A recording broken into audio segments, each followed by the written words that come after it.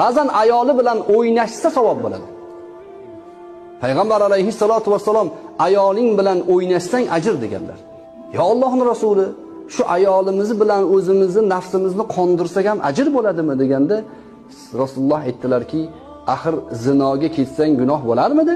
Ha, ayoling halol-ku, senga ajr bo'ladi dedilar. Ajr bo'ladi. Sahobalar nima qilardi? Ko'chaga chiqsa, birorta begona xotinni ko'rsa, unga nisbatan shahvati qo'zg'asa, darrov uyga qaytardi. Qaytib shahvatini ayolida qondirardi.